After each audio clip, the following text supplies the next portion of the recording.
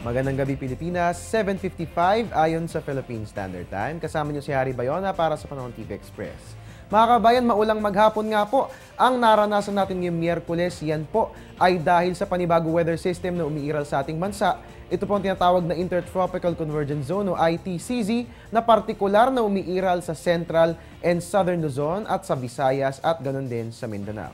Magpapatuloy nga ba ang maulang panahon sa susunod na 3 araw? Silipin po natin yan sa pamamagitan ng 3-day weather forecast ng Pag-asa. Unahin po natin sa Baguio, partly cloudy skies po.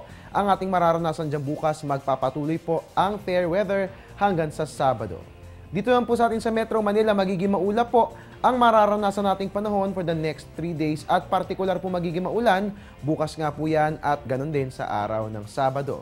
Sa Metro Cebu naman po, rain showers or thunderstorms ang mararanasan dyan. Simula bukas hanggang sa Sabado, bitbitin po natin ang ating mga panangga sa ulan nang sa gayon ay hindi po tayo magkaroon ng sakit. Sa Metro Davao naman po, magiging maulap at maulan din po ang ating panahon simula po yan bukas hanggang sa darating na Sabado.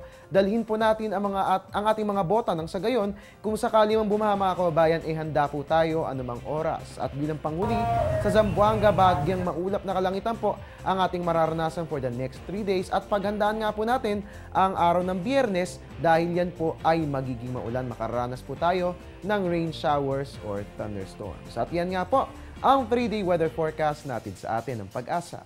Magbabalik po ang ating ulat panahon makalipas ang isang paalala.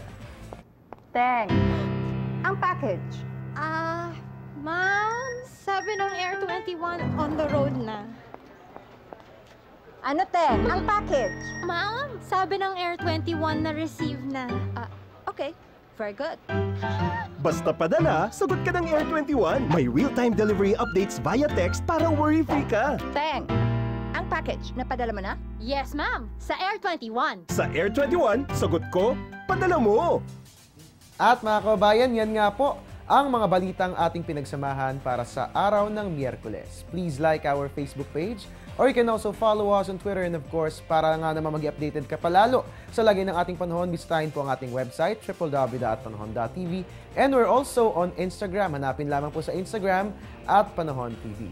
At bukas nga po alas 5 ng umaga, samahan po natin ang ating weather lover na si Amor La Rosa. Dito lamang po yan sa Panahon TV kung sa walang pinipiling panahon ang pagbibigay impormasyon. Inyo nga pong nakasama o mula na umaraw man, I'm the man. I'm your weatherman Harry Bayona na nagpapaalalang tiwala lang. May tamang panahon ang bawat pagkakataon. Magandang gabi po sa inyo lahat.